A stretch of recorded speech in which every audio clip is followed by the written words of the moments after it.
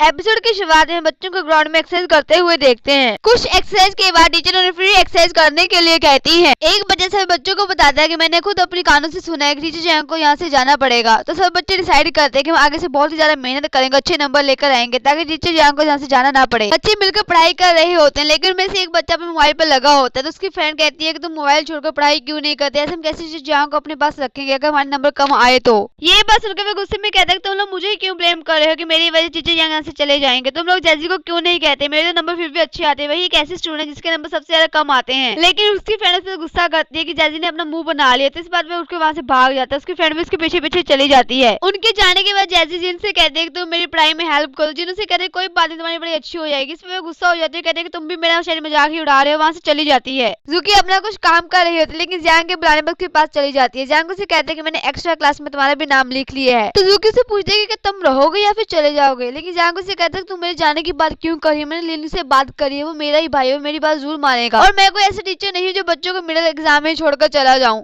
मुझे अपनी रिस्पॉन्सिबिलिटी का पता है। ये बात सुनकर जूकी थोड़ा स्माइल करती है। इस पर जैंग से पूछते हैं तुम स्माइल कर रही हो, लेकिन जूकी उसे मना कर रही थी कि नहीं मैंने कब स्माइल करी। जैंग जूकी की बातों को इग्नोर कर उसे पूछने लगता है कि तुम्हें नहीं लगता कि क्लास के ग्रेड थोड़े ज्यादा नीचे जा रहे थे। जूकी से पूछे कि तुम्हें अचानक की ग्रेड की इतनी ज्यादा टेंशन क्यों होने लगी है, क्या कोई बात है जो तुम मुझसे छुपा रहे हो। जैंग उसे कहता है कि मैं तुमसे कुछ भी नहीं छुपा रहा और तुम ज्यादा फालतू की बात पर ध्यान मत दो। सीईओ कंपनी में बैठकर खुद से बातें कर रहा होता है कि तभी उसके पास मूचन आता है। सीईओ बिठाकर कॉफी देता है पीने के लिए, लेकिन मूचन उसे कहता है कि मैं कॉफी तो पी लूंगा, लेकिन मैं आपका एक रिक्वेस्ट लेकर आया हूँ। मूचन सीईओ को कहता है कि मैं जैंग के साथ बहुत ही टाइम से काम करना चाहता था, लेकिन अब जैंग ने काम छोड़ दिया था, इसलिए मैं काम कर नहीं पाया। और अब जैंग दोबारा से फेमस हो रहा है, क्यों ना हम जैंग के साथ दोबारा से काम करें, इससे कंपनी को भी फायदा होगा और मेरा सपना पूरा हो जाएगा। मूचन की ये बात सुनकर सीईओ बहुत ही ज्यादा खुश होता है, कहता है कि मुझे गर्व है कि तुम इतनी अच्छी आर्टिस्ट और तुम्हें मैंने इतना अच्छा आर्टिस्ट बनाया है। सीईओ उसे कहता है कि तुम टेंशन मत लो, मैं जैंग को जरूर अपनी कंपनी वापस ले आऊंगा। ये बात सुनकर मूचन वहां से चला जाता है। घर आकर मूचन अपनी चिड़िया के साथ वीली के बारे में बातें कर रहा होता है। वैसे कहते हैं कि मैं वीली के पीछे भाग भाग कर थक गया हूँ और वो मुझसे ऊपर ही ऊपर जाती जा रही है।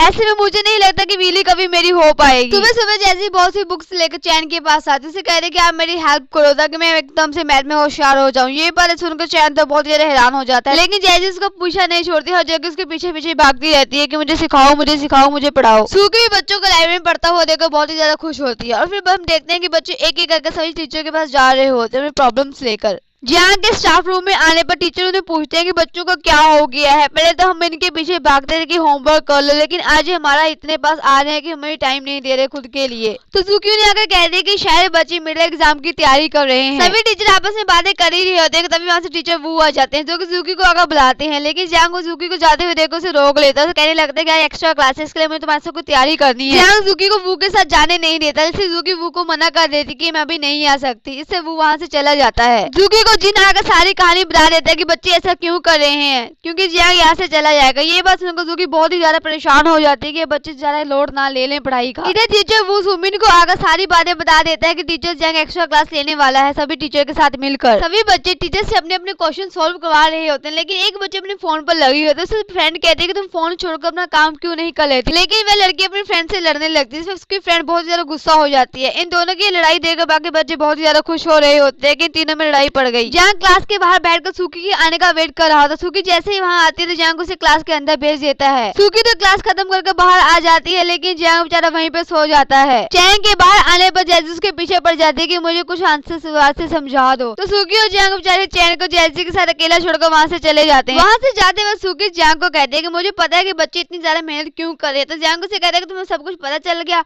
लेकिन तब यहाँ पर सुमिन आ जाती है जो कि सुकी को कहती है कि मैंने तुम्हें सारा ही मटेरियल सेंड कर दिया, इसके बारे में हम कल बात करेंगे। सुकी को कल कोर्स के ऊपर डिस्कशन करने का कहकर सुमिन वहाँ से चली जाती है। जैंग और सुकी बाहर बैठकर चैन के आने का वेट कर रहे होते हैं, लेकिन सुकी वहाँ पर बहुत ज्यादा नर्वस हो रही है, जिससे जैंग कहता है कि तुम इतना क्यों डरती हो अपनी सिस्टर से। तो सुकी से कहती है कि मैं भी अपनी सिस्टर की तरह हर चीज में परफेक्ट होना चाहती हूँ। जैंग को समझाता है कि तुम हर चीज में परफेक्ट नहीं हो सकती, तुम जिस चीज में परफेक्ट हो तुम उसे क्यों नहीं करती। वह तुम्हारी बड़ी बहन है, कोई गलती होने पर तुम्हें खा नहीं जाएगी बल्कि थोड़ा सा समझाएगी ही। फिर हम तीनों लड़कियों को लड़ाई करते करते हुए देखते हैं। उनकी बॉस कहती है कि मूजन के कॉन्सर्ट में जाऊंगी, तुम लोग मेरे साथ चलोगे या फिर नहीं, जिसपे दोनों मना कर देते, कहते हैं कि हमें पढ़ाई करनी है। उनकी फ्रेंड ने कहती है कि तुम लोगों ने आइडल शिफ्ट कर ली, जिसपे उन्हें कहती है कि हमने कोई भी आइडल शिफ्ट नहीं किया, बल्कि हम अभी पढ़ाई के लिए सीरियस हो रहे हैं, हमें अभी पढ़ाई करनी है। उन तीनों की लड़ाई ज़ूकी भी खड़ी होकर देख रही हो। दोनों अपनी बॉस को कहती है कि तुम बहुत ही ज्यादा बुरी हो, क्योंकि तुम अपने फ्रेंड की तरह हमें ट्रीट नहीं करती, बल्कि तुम हम पे हुक्म चलाती रहती हो। और जिसपे उनकी फ्रेंड वहाँ से गुस्सा होकर चली जाती है। सूकी सुमिन के घर पर आती है, उसे रिपोर्ट दिखाती है कि मैंने सारी रिपोर्ट तैयार कर ली। सुमिन उसे कहती है कि तुम वो टीचर जियांग मिलकर बाकी टीचर के लिए मसला खड़ा कर रही हो। सूकी से समझाने लगती है जैसा आप सोचिए वैसा कुछ भी नहीं है। सुमिन से कहती है कि तुम्हें मुझे एक्सप्लेन करने की कोई भी जरूरत नहीं है। सूकी को पता नहीं क्या होता है कि वो सुमिन को कहने लगती है बहुत ही ज्यादा, आप कभी भी मेरे से छोटी बहन वाला बिहेव नहीं करती, बल्कि मेरे से ऐसे बिहेव करती है जैसे कि आप मेरी बॉस हो। आपको कभी तो मुझे समझना चाहिए।